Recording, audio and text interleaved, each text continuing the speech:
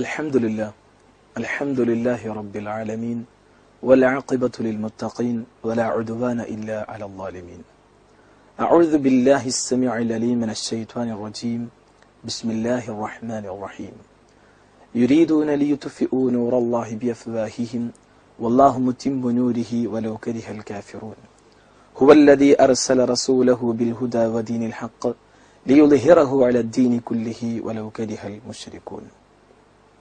സ്നേഹമുള്ള സഹോദരങ്ങളെ, കേരള മുസ്ലിം നവോത്ഥാന പ്രസ്ഥാനമായ കേരള നദുവത്തുൽ മുജാഹിദീനും അതിന്റെ പോഷക ഘടകങ്ങളായ ISM-ഉം MSM-ഉം MGM-ഉം സംയുക്തമായി സംഘടിപ്പിക്കുന്ന salvation international Islamic exhibition May മാസം 2 മുതൽ 11 കൂടിയ ദിവസങ്ങളിൽ എറണാകുളം കലൂർ ഇന്റർനാഷണൽ സ്റ്റേഡിയം ഗ്രൗണ്ടിൽ വെച്ച് നടക്കാനിരിക്കുകയാണ്. ഈ സന്തോഷ വാർത്ത നിങ്ങളേവരെയും ഞങ്ങൾ അറിയിക്കുകയാണ്. സാൽവേഷൻ ഇന്റർനാഷണൽ ഇസ്ലാമിക് എക്സിബിഷനിലേക്ക് നിങ്ങളെ ഏവരെയും തുറന്ന മനസ്സുമായി ഞങ്ങൾ സ്വാഗതം ചെയ്യുകയാണ്.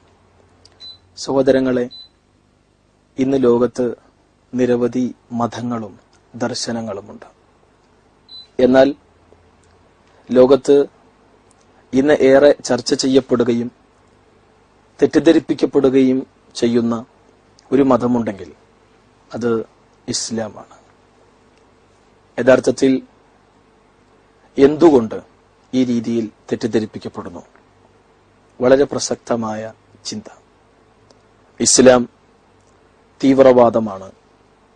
ഇസ്ലാം മുന്നോട്ട് വെക്കുന്ന ആദർശങ്ങൾ അപ്രായോഗികമാണ്.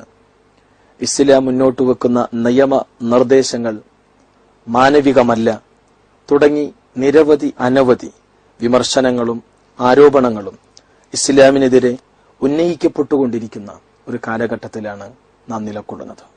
ഇവിടെ എന്താണ് സത്യം? ഇസ്ലാം മനുഷ്യ സമൂഹത്തെ മോക്ഷത്തിലേക്കും സമാധാനത്തിലേക്കുമാണോ ക്ഷണിക്കുന്നത്, അതോ തിന്മയിലേക്കും നാശത്തിലേക്കുമാണോ? ഇസ്ലാം മനുഷ്യ സമൂഹത്തെ എല്ലാ അർത്ഥത്തിലുമുള്ള നന്മയിലേക്കാണോ വഴി നയിക്കുന്നത്, അതോ തിന്മയിലേക്കോ? ഇസ്ലാം തീവ്രവാദമാണോ അതോ സമാധാനമാണോ?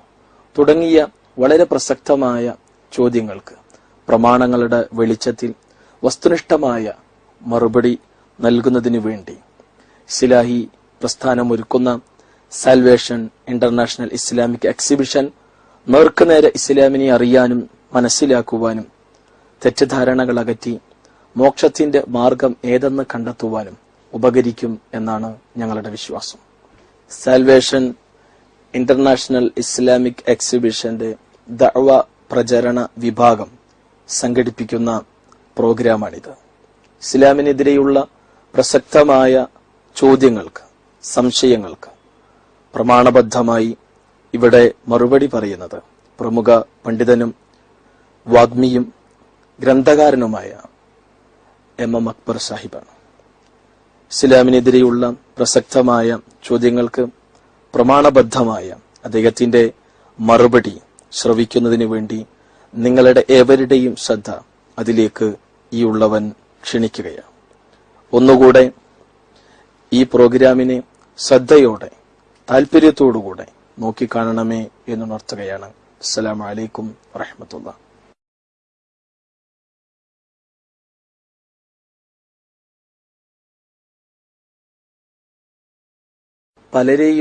പലതിനെയും ആരാധിക്കുന്നവർ ഇന്ന് മനുഷ്യരിലുണ്ട്. യഥാർത്ഥത്തിൽ മനുഷ്യർ ആരെയാണ് ആരാധിക്കേണ്ടത്? മനുഷ്യന്റെ ആരാധനകൾക്ക് അർഹതയുള്ളത് ആർക്കാണ്? പലരെയും ആരാധിച്ചുകൊണ്ടിരിക്കുന്ന സമൂഹത്തിന് നടുവിൽ ആരെ ആരാധിക്കണം എന്ന ചോദ്യം പ്രസക്തമാണ്. ഈ ചോദ്യത്തിന് പരിശുദ്ധ ഖുർആൻ നൽകുന്ന മറുപടിയുണ്ട്. ഈ പ്രപഞ്ചത്തിലെ ചെറുതും വലുതുമായ സകല പ്രതിഭാസങ്ങളിലൂടെയും കണ്ണോടിച്ചാൽ ആ പ്രതിഭാസങ്ങളുടെ മുഴുവനും സൃഷ്ടാവും നിയന്താവുമായി ഒരു മഹാചൈതന്യമുണ്ട് എന്ന്, ഒരുവനുണ്ട് എന്ന് എല്ലാവർക്കും മനസ്സിലാകും. ആ സൃഷ്ടാവിനെയാകണം ആരാധിക്കേണ്ടത്, എന്നാണ് പരിശുദ്ധ ഖുർആൻ ഈ രംഗത്ത് നൽകുന്ന കൃത്യമായ മാർഗദർശനം. ഖുർആനിലെ 2-ാമത്തെ അധ്യായം സൂറത്തുൽ ബഖറയിലെ 21-22 വചനങ്ങളിൽ പരിശുദ്ധ ഖുർആൻ ഈ കാര്യം വളരെ കൃത്യമായി പഠിപ്പിക്കുന്നു. യാ അയ്യുഹന്നാസ് അബ്ദു റബ്ബക്കുമുല്ലദീ ഖലഖക്കും വല്ലദീന മിൻ ഖബ്ലിക്കും ലഅല്ലക്കും തത്തഖൂൻ അല്ലദീ ജഅല ലക്കുമുൽ അർള ഫിറാശൻ വസ്സമാഅ ബിനാഅൻ വഅൻസല മിനസ് സമാഇ മാഅൻ ഫഅഖ്റജ ബിഹി മിനസ് സമറാത്തി റിസ്ഖൻ ലക്കും ഫലാ തജ്അലൂ ലില്ലാഹി അൻദാദൻ വഅൻതും തഅലമൂൻ. ഖുർആൻ പറയുകയാണ്, മനുഷ്യരെ, ഖുർആൻ ഇവിടെ അഭിസംബോധന ചെയ്യുന്നത് മുഴുവൻ മനുഷ്യരെയുമാണ്. എന്നിട്ട് മനുഷ്യരോട് മൊത്തത്തിൽ ഖുർആനിന് പറയാനുള്ളത്, നിങ്ങൾ ആരാധിക്കേണ്ടത് നിങ്ങളെയും നിങ്ങളുടെ മുൻഗാമികളെയും സൃഷ്ടിച്ച നിങ്ങളുടെ നാഥനെയാണ്. എങ്കിലേ നിങ്ങളുടെ ജീവിതത്തെ വിമലീകരിക്കാൻ നിങ്ങൾക്ക് കഴിയൂ. എങ്കിലേ സർവശക്തനായ തമ്പുരാനെ അവന്റെ നിയമനിർദ്ദേശങ്ങൾ അനുസരിച്ച് ജീവിക്കുവാൻ നിങ്ങൾക്ക് സാധിക്കുകയുള്ളൂ. ആരാണ് ആ സർവേശ്വരനായ തമ്പുരാൻ? ആരാണ് ആരാധ്യനായ തമ്പുരാൻ? അവനാണ് നിങ്ങൾക്ക് വേണ്ടി ഭൂമിയെ മെത്തയാക്കി തന്നത്, നിങ്ങൾക്ക് വേണ്ടി ഉപരിലോകത്തെ മേൽക്കൂരയാക്കി തന്നത് അവനാണ്. ആ ഉപരിലോകത്തിൽ നിന്ന് നിങ്ങൾക്ക് ആവശ്യമായ ജലഗണങ്ങൾ ഇറക്കി തന്നത് അവനാണ്. ആ ജലഗണങ്ങൾ ഉപയോഗിച്ച് സസ്യലതാദികളെയും ഫലമൂലാദികളെയും ഉൽപ്പാദിപ്പിച്ചു തന്നവൻ അവനാണ്. അതുകൊണ്ട് അറിഞ്ഞുകൊണ്ട് നിങ്ങൾ അവന് സമന്മാരെ ഉണ്ടാക്കരുത്. ഖുർആനിന്റെ കൃത്യമായ ഉത്തരം, മനുഷ്യരാശി എന്നും ചോദിച്ചിട്ടുള്ള ചോദ്യത്തിനുള്ള ഉത്തരം, നിങ്ങളുടെ സ്രഷ്ടാവിനെ നിങ്ങൾ ആരാധിക്കുക എന്നതാണ്. എന്തുകൊണ്ടെന്നാൽ സ്രഷ്ടാവാണ് നിങ്ങളെക്കുറിച്ച് കൃത്യമായി അറിയാവുന്നവൻ. നിങ്ങളുടെ പരിമിതികളും പ്രശ്നങ്ങളും പ്രതിസന്ധികളുമെല്ലാം നിങ്ങളെക്കാൾ അറിയാവുന്നവൻ അവനാണ്. രഹസ്യവും പരസ്യവുമായ നിങ്ങളുടെ ജീവിതത്തെക്കുറിച്ച്, നിങ്ങളുടെ മനസ്സിൽ നിങ്ങൾ ഒളിപ്പിച്ചു വെച്ചിട്ടുള്ള കാര്യങ്ങളെക്കുറിച്ച് എല്ലാം അറിയുന്നവൻ സ്രഷ്ടാവായ തമ്പുരാനാണ്. ആരാധന എന്ന് പറയുമ്പോൾ മനുഷ്യ മനസ്സിന്റെ അകത്തളത്തിൽ നിന്ന് ഉയർന്നു വരുന്ന പ്രാർത്ഥന ഉൾക്കൊള്ളുന്ന കർമ്മങ്ങളാണല്ലോ. ആ പ്രാർത്ഥന മനുഷ്യ മനസ്സും ആ പ്രാർത്ഥിക്കപ്പെടുന്നവനും തമ്മിൽ നടക്കുന്ന സംവേദനമാണ്. ആ മനസ്സിനകത്തുള്ളത് എന്താണ് എന്ന് കൃത്യമായി അറിയുന്നവനോടാകണം പ്രാർത്ഥിക്കുന്നത്. എന്തുകൊണ്ടെന്നാൽ ചിലപ്പോൾ സുന്ദരമായ പ്രാർത്ഥനാമൊഴികൾ പുറത്ത് പ്രകടിപ്പിക്കാൻ മനുഷ്യന് കഴിയും, മനസ്സിനുള്ളിൽ കുടിരതകളായിരിക്കും ചിലപ്പോൾ ഉണ്ടാവുക. അത് മാത്രവുമല്ല, മനുഷ്യന്റെ നന്മ തിന്മകളെ കുറിച്ച് കൃത്യമായി അറിയുന്നവൻ സൃഷ്ടാവായ തമ്പുരാനാണ്. എന്ത് ചെയ്താൽ ഇന്ന ഫലമുണ്ടായാൽ, എന്ത് ചോദിച്ചാൽ ആ ചോദ്യത്തിന് ചോദിക്കുന്ന അതേ ഫലമുണ്ടായാൽ ചിലപ്പോൾ ഈ ചോദിക്കുന്നയാൾക്ക് തന്നെ അത് അപകടകരമായി ഭവിച്ചേക്കാം. ഏതായിരുന്നാലും ഇതെല്ലാം കൃത്യമായി അറിയാവുന്ന, മനുഷ്യന്റെ നന്മ നിന്മകളെ കുറിച്ച് കൃത്യമായി അറിയാവുന്ന നമ്മുടെ സ്രഷ്ടാവിനോടാകണം നമ്മുടെ പ്രാർത്ഥന. നമ്മുടെ മനസ്സ് കൃത്യമായി അറിയുന്ന സ്രഷ്ടാവിനോടാകണം നമ്മുടെ ആരാധന. അതോടൊപ്പം തന്നെ നമ്മളെക്കാൾ അധികം സ്നേഹിക്കുന്ന സ്രഷ്ടാവിനോടാകണം നമ്മുടെ ആരാധന. ഇതാണ് ഇസ്ലാം ഈ രംഗത്ത് പറയുന്ന കാര്യം. ആ സ്രഷ്ടാവായ തമ്പുരാനെ മാത്രം ആരാധിക്കണമെന്ന സന്ദേശം പഠിപ്പിക്കുവാനാണ് പ്രവാചകന്മാരെല്ലാം ലോകത്തേക്ക് വന്നത് എന്നും ആ പ്രവാചകന്മാർ മുഴുവനും അടിസ്ഥാനപരമായി പഠിപ്പിച്ചത് സ്രഷ്ടാവായ തമ്പുരാനെ മാത്രം ആരാധിക്കണമെന്ന ആശയമാണ് എന്നും ഖുർആൻ പറയുന്നു. എന്നാൽ പ്രവാചകന്മാരുടെ അനുയായികൾ പിൽക്കാലഘട്ടത്തിൽ ഇതിൽ നിന്ന് തെറ്റിപ്പോയി, സൃഷ്ടിപൂജയിലേക്ക് അവർ വഴിപിഴച്ചുപോയി. അതുകൊണ്ട് തന്നെ പരിശുദ്ധ ഖുർആൻ പ്രവാചകന്മാരുടെ അനുയായികൾ എന്ന് പറയുന്നവരെ, വേദഗ്രന്ഥങ്ങളുടെ വക്താക്കൾ എന്ന് പറയുന്നവരെ ഈ സ്രഷ്ടാവിനെ മാത്രം ആരാധിക്കണമെന്ന പ്രവാചകന്മാർ മുഴുവനും പഠിപ്പിച്ച തത്വത്തിലേക്ക് തിരിച്ചു വിളിക്കുന്നുണ്ട്. ഖുൽ യാ അഹ്ലൽ കിതാബ് തആലൂ ഇലാ കലിമത്തിൻ സവാഇൻ ബൈനനാ വബൈനകും അല്ലാ നഅബുദ ഇല്ലല്ലാഹ് വലാ നുശ്രിക ബിഹി ശൈഅൻ വലാ യത്തഖിദു ബഅദനാ ബഅദൻ അർബാബ മിൻ ദൂനില്ലാഹ്. ഖുർആനിലെ 3-ാമത്തെ അധ്യായം സൂറത്ത് ആൽ ഇംറാനിലെ 64-ാമത്തെ വചനമാണ്. ഖുർആൻ കൃത്യമായി പറയുകയാണ്, പറയണം പ്രവാചകരെ, വേദഗ്രന്ഥത്തിന്റെ വക്താക്കൾ എന്ന് അവകാശപ്പെടുന്നവരെ, നമുക്ക് രണ്ടു കൂട്ടർക്കും യോജിക്കാവുന്ന പ്രവാചകന്മാർ മുഴുവനും പഠിപ്പിച്ച അടിസ്ഥാനപരമായ പാതയിലേക്ക് നമ്മൾ തിരിച്ചു വരിക. അതെന്താണ്? സ്രഷ്ടാവായ തമ്പുരാൻ മാത്രമാണ് ആരാധ്യൻ എന്നുള്ള തത്വം, അവനെ മാത്രമാണ് വിളിച്ചു പ്രാർത്ഥിക്കേണ്ടത് എന്ന തത്വം, ഒപ്പം തന്നെ നമ്മിൽ നിന്ന് ചിലരെ രക്ഷിതാക്കളായി വാഴിച്ചുകൂടാ എന്നുള്ള തത്വം, നമുക്ക് ഒരുമിച്ച് അംഗീകരിക്കാൻ കഴിയുന്ന സട്ടാവ് മാത്രമാണ് ആരാധ്യൻ എന്നുള്ള തത്വത്തിലേക്ക് മനുഷ്യർ ഒരുമിച്ച് വന്നാൽ മനുഷ്യരാശി ഒന്നിക്കുകയായി. അവിടെ വിഭാഗീയതകളുടെ സങ്കുചിതത്വങ്ങളുടെ പ്രശ്നമുണ്ടാകുന്നില്ല. എന്തുകൊണ്ടെന്നാൽ സട്ടാവായ തമ്പുരാനെയാണ് നമ്മൾ ആരാധിക്കുന്നത്. ഹിന്ദുവിന്റെ ദൈവത്തെയോ ക്രിസ്ത്യാനിയുടെ ദൈവത്തെയോ സിഖുകാരന്റെ ദൈവത്തെയോ മുസ്ലിമിന്റെ ദൈവത്തെയോ അല്ല, നമ്മെ എല്ലാവരെയും സൃഷ്ടിച്ച തമ്പുരാനെ, നമ്മളെ ഏതെങ്കിലും പ്രദേശത്തുകാരെയല്ല, മുഹമ്മദ് നബിയെയോ ശ്രീരാമനെയോ ശ്രീകൃഷ്ണനെയോ അതല്ലെങ്കിൽ ശ്രീ യേശുക്രിസ്തുവിനെയോ നബിയെ സൃഷ്ടിച്ച യേശുക്രിസ്തുവിനെ സൃഷ്ടിച്ച ശ്രീരാമനെ സൃഷ്ടിച്ച സൃഷ്ടാവായ തമ്പുരാനെ. ഈ തത്വമാണ് ഖുർആൻ പറയുന്നത്. ആ തത്വം തന്നെയാണ് പ്രവാചകന്മാർ പഠിപ്പിച്ചത്. പക്ഷേ ആ പ്രവാചകന്മാരുടെ തത്വങ്ങളിൽ നിന്ന് പിൽക്കാലഘട്ടത്തിൽ ജനങ്ങൾ വ്യതിചലിച്ചു പോവുകയാണ് ചെയ്തത്. പ്രവാചകന്മാർ പഠിപ്പിച്ച തത്വങ്ങളുടെ ലാഞ്ചനകൾ ഇന്നും വേദഗ്രന്ഥങ്ങളിൽ നമുക്ക് കാണുവാനും സാധിക്കും. ഈശാവാസ്യോപനിഷത്ത് അന്തം തമഹ പ്രവിശന്തിയെ സംഭൂതി മുപാസതേ തതോ പൂയതീത് ഇവതേ തമോ യൗ സംഭൂതിയാം രഥഃ എന്ന് പറയുമ്പോ അന്ധകാരത്തിലാണ് പതിക്കുക. യഥാർത്ഥത്തിൽ നശ്വരങ്ങളായ ദേവപിതൃ മാനവാദികളെ ഉപാസിക്കുന്നവർ, ആരാധിക്കുന്നവർ അനശ്വരനായ പരമാത്മാവാണ് ആരാധനക്കർഹൻ എന്ന് പറയുമ്പോ, ഉപാസനക്കർഹൻ എന്ന് പറയുമ്പോ ഈ ഭാരതത്തിലേക്ക് വന്ന മഹാന്മാരായ ദൈവദൂതന്മാർ പഠിപ്പിച്ചത് സട്ടാവ് മാത്രമാണ് ആരാധ്യൻ എന്ന തത്വമാണ് എന്ന് നമുക്ക് മനസ്സിലാകുന്നു. നീ നിന്റെ ദൈവമായ കർത്താവിനെ മാത്രം നമസ്കരിച്ച് അവനെ മാത്രം ആരാധിക്കണമെന്ന് ക്രിസ്തു പറഞ്ഞതായി മത്തായിയുടെ സുവിശേഷത്തിലെ 4-ാം അധ്യായത്തിലെ 10-ാമത്തെ വചനത്തിൽ ഉദ്ധരിക്കപ്പെടുമ്പോൾ ക്രിസ്തു പഠിപ്പിച്ചതും ഈ ഏകദൈവ ആരാധനയാണ് എന്ന് നമുക്ക് മനസ്സിലാകുന്നു. പക്ഷേ പിൽക്കാലഘട്ടത്തിൽ ജനങ്ങൾ അതിൽ നിന്ന് വഴിപിഴച്ചു. ക്രിസ്തു പഠിപ്പിച്ച തത്വത്തിൽ നിന്ന്, ഭാരതീയ പ്രവാചകന്മാർ പഠിപ്പിച്ച തത്വത്തിൽ നിന്ന് വഴിപിഴച്ചു. ഈ പരിശുദ്ധ ഖുർആൻ, ഇസ്ലാം, അന്തിമ പ്രവാചകനായ മുഹമ്മദ് നബി സല്ലല്ലാഹു അലൈഹി വസല്ലമ അതുകൊണ്ട് തന്നെ സട്ടാവായ തമ്പുരാനെ മാത്രം ആരാധിക്കണമെന്ന പ്രവാചകന്മാരെ മുഴുവനും പഠിപ്പിച്ച അടിസ്ഥാന തത്വത്തിലേക്ക് തിരിച്ചു വിളിക്കുന്നു. എന്തുകൊണ്ടെന്നാൽ സട്ടാവ് മാത്രമാണ് ആരാധ്യനകർഹൻ, അതുകൊണ്ട് അവനെ മാത്രം ആരാധിക്കുക എന്ന തത്വത്തിലേക്ക്. മരണത്തിന് ശേഷം വല്ല ജീവിതവുമുണ്ടോ?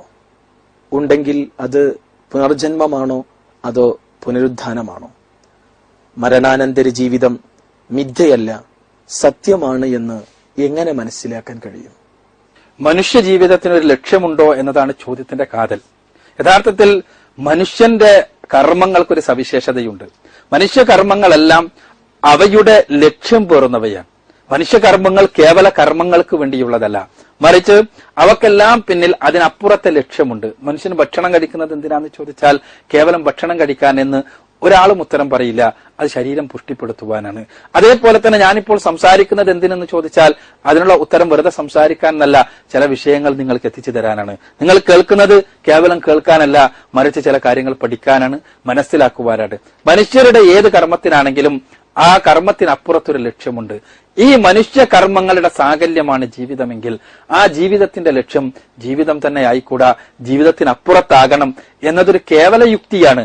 അതോടൊപ്പം തന്നെ നമ്മുടെ ചുറ്റുപാടും നമ്മൾ കാണുന്ന ചില വസ്തുതകളുണ്ട്. ഈ മനുഷ്യ കർമ്മങ്ങൾക്ക് അതിന്റെ ഈ ഭൂമിയിൽ ഉണ്ടാക്കുന്ന ഫലം തലമുറകൾ നീണ്ടു നിൽക്കുന്നതാണ് എന്നുള്ളതാണ് സത്യം. ചിലപ്പോ അത് നന്മയാണെങ്കിലും തിന്മയാണെങ്കിലും ഒരുപാട് തലമുറകൾ, ചിലപ്പോൾ സഹസ്രാബ്ദങ്ങൾ തന്നെ നീണ്ടു നിൽക്കുന്ന ഫലമുണ്ടാക്കുന്ന കർമ്മങ്ങൾ ചെയ്യാൻ മനുഷ്യന് കഴിയും.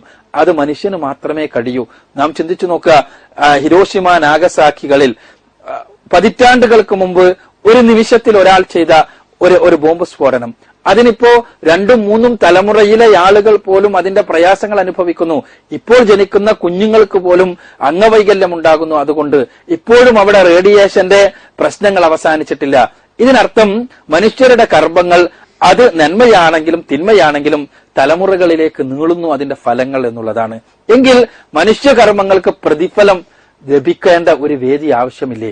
ഇവിടെ വെച്ച് കർമ്മങ്ങൾക്ക് പ്രതിഫലം നൽകാൻ സാധ്യമല്ല എന്നത് വളരെ കൃത്യമാണ്, വളരെ വ്യക്തമാണ്. എന്തുകൊണ്ടെന്നാൽ നമുക്കറിയാം, ഇവിടെ ഈ പറഞ്ഞ തിന്മ തന്നെ എടുക്കുക, അയാളെ പിടിച്ച് ശിക്ഷിച്ചു എന്ന് വിചാരിക്കുക. ഇന്ന് അയാൾ ഈ ലോകത്തിൽ നിന്ന് വിട പറഞ്ഞിട്ട് കാലങ്ങളായി. അദ്ദേഹം ചെയ്ത ഈ ഒരു നിമിഷത്തിൽ ചെയ്ത കാര്യത്തിന് 10,000-കണക്കിന് മനുഷ്യർ മരണപ്പെട്ടു എന്ന് നമുക്കറിയാം. ഒരു നിമിഷം കൊണ്ട് 10,000-കണക്കിന് ആളുകൾ മരണപ്പെട്ടു. തലമുറകളിലൂടെ ഒരുപാട് ആയിരങ്ങൾ വീണ്ടും മരിച്ചു. ഇന്നും അതിന്റെ പ്രയാസങ്ങൾ മനുഷ്യർ സഹിച്ചു കൊണ്ടിരിക്കുന്നു. അയാളെ പിടിച്ച് ശിക്ഷിക്കാൻ ലോകത്ത് ഏത് കോടതിക്കാ കഴിയുക? അയാളെ ശിക്ഷിച്ചു എന്ന് വിചാരിക്കാം, അയാളെ തിരിച്ചു കൊല്ലാൻ കഴിഞ്ഞേക്കും. പക്ഷേ അങ്ങനെ കൊന്നാൽ അതിന് പ്രതിഫലമാകുമോ? അത്ര കൃത്യമായ ശിക്ഷയാകുമോ? തീർച്ചയായും ഇല്ല എന്ന് നമുക്ക് ഉറപ്പാണ്.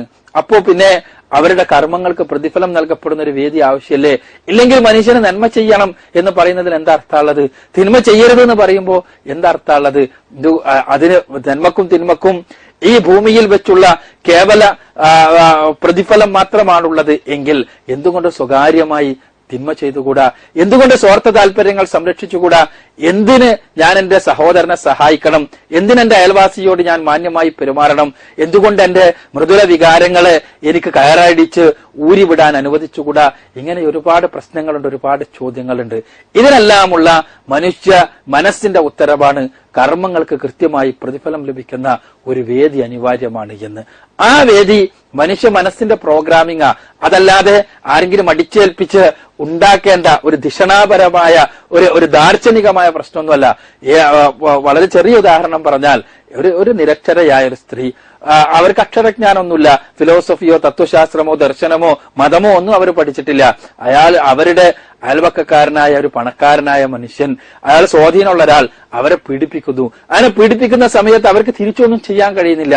അപ്പോൾ അവർ അറിയാതെ അവരുടെ മനസ്സിനുള്ളിൽ നിന്ന് വരുന്നൊരു ആത്മഗതമുണ്ട്, പടച്ചോൻ കൊടുത്തോളും, കൊടുക്കേണ്ടതുണ്ട് പടച്ചവൻ എന്നുള്ള ആത്മഗതം. അത് മനുഷ്യ മനസ്സിന്റെ പ്രോഗ്രാമിംഗ് ആണ്. പടച്ച തമ്പുരാൻ നീതിമാനാണെങ്കിൽ, പടച്ച തമ്പുരാൻ കാരുണ്യവാനാണെങ്കിൽ തീർച്ചയായും മനുഷ്യരുടെ കർമ്മങ്ങൾക്ക് പ്രതിഫലം ലഭിക്കുന്ന ഒരു വേദി ഉണ്ടായേ തീരൂ എന്നത് മനുഷ്യ മനസ്സിന്റെ പ്രോഗ്രാമിംഗ്. എന്നാൽ അത്തരം ഒരു വേദിയുണ്ടോ എന്ന ചോദ്യം പ്രസക്തമാണ്. ആ വേദിയെക്കുറിച്ചുള്ള ചോദ്യത്തിന് കൃത്യമായുള്ള ഉത്തരം വേദഗ്രന്ഥങ്ങളാണ് നൽകുന്നത്. തീർച്ചയായും മനുഷ്യരുടെ അങ്ങനെ ഒരു വേദി ഉണ്ടെങ്കിൽ മനുഷ്യരുടെ കേവലമായ നിരീക്ഷണങ്ങൾക്ക് ചെന്നെത്താൻ കഴിയുന്നതാവുകയില്ല. ആ വേദി എന്നുള്ളത് വ്യക്തമാണ്. എന്തുകൊണ്ടെന്നാൽ മരണത്തിനപ്പുറമാണ് മനുഷ്യ അത്തരം ഒരു വേദിയുണ്ടെങ്കിൽ അതുണ്ടാവുക.